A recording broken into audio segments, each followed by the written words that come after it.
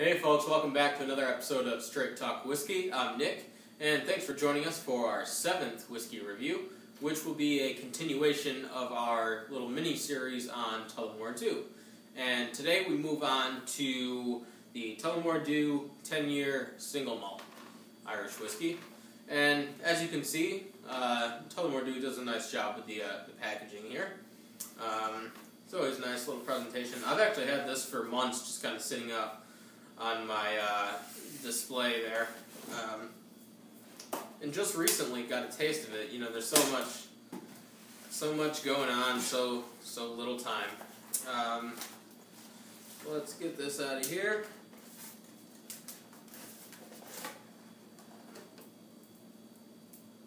Really pack it in there tightly, and it's nice.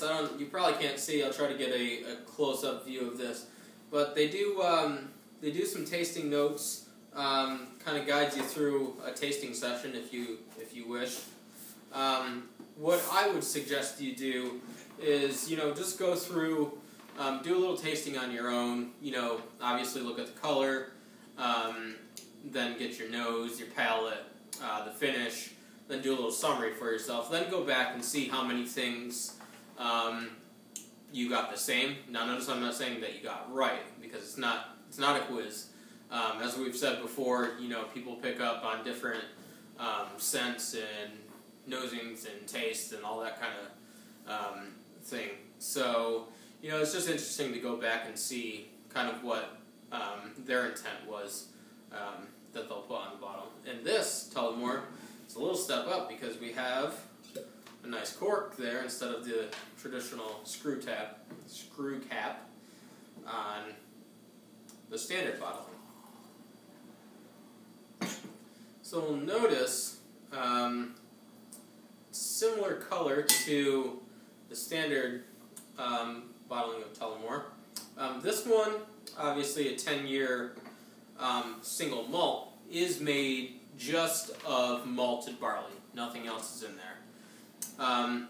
And what's also interesting is that this Tullamore is matured in 4 different casks, which is pretty interesting. There's bourbon, sherry, port, and Madeira wine casks. So there's a bunch of those different flavors going on in there. Really nice. So let's go through the color. Kind of like last time, it's like a nice gold color. Let's go in for the nose.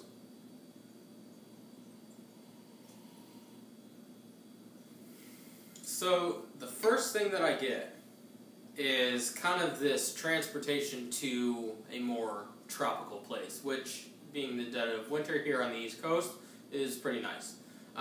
So what I get is kind of these tropical fruits, definitely pineapple, the barley, you can get a few hints of that. The sherry influence is definitely there, giving it fruitiness.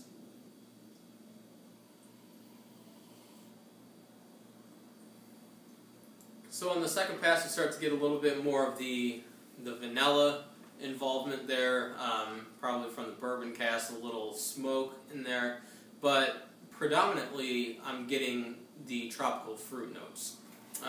So let's see how the taste is like.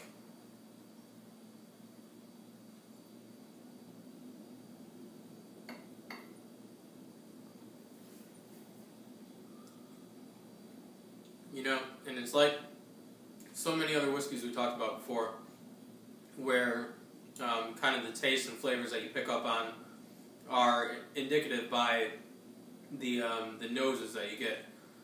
So definitely the tropical fruit is there.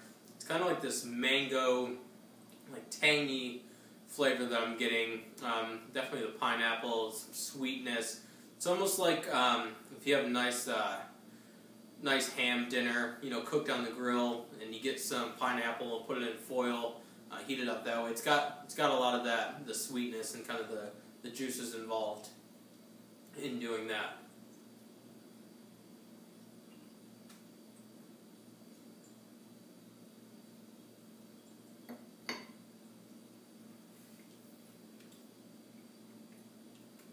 Now certainly there's some of the fruitier notes that we mentioned, that was probably due to partially the sherry. Out of the four different types of casks that we talked about, sherry casks seem to be what I'm getting the most influence in pertaining to taste. But definitely some fruits in there. Kind of like nuts. Really kind of like nothing heavy, nothing like almonds or anything like that. But yeah, definitely a lighter kind of nut there.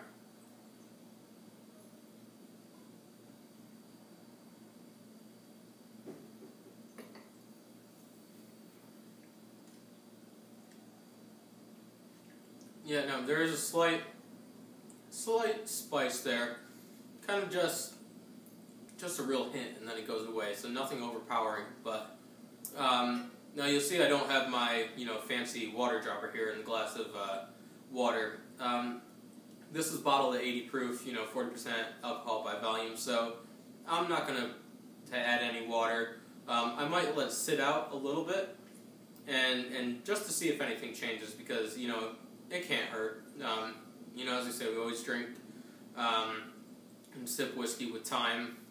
Things change, definitely. And sometimes for the better, sometimes for the worst. And, the worst thing that can happen is, you have to go and pour a little bit more. So, we don't have the worst problem in the world. So yeah, as for the finish, definitely lasts a little bit longer than the standard bottling of Tullamore that we did last week. I almost get like, if you remember the old little candy packets, I think it was like Fun Dip or something like that. I remember from back when I was a kid, where you take the sugar stick and kind of wet it and then put it in the sugar powder. It's kind of getting that kind of sweet and tardiness at the end, but it lingers around for a little bit, and it's definitely pleasant.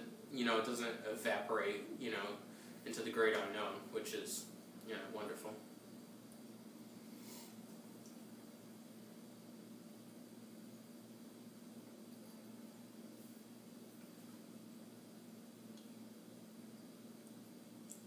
Yep, definitely.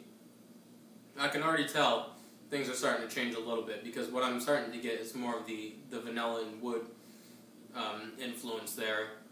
Some of the nuttiness is there, but a more muted way. Certainly the fruits that we talked about, pineapple, kind of the mango flavors, are all there, but they kind of stay on the outskirts of the tasting profile, if you will. But yeah, overall, it's a very nice, light, flavorful, well-balanced whiskey.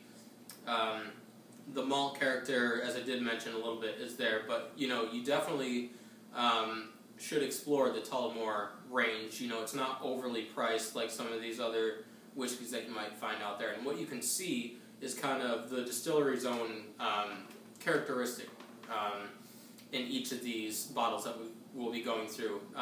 Next week will be the 12-year special reserve, and we'll just see more characteristics on that. I'm assuming. I actually haven't had that yet, so that'll be interesting, kind of to taste and review that with you guys and see how it differs, see how it's the same. Yeah, so let's give it one last pass.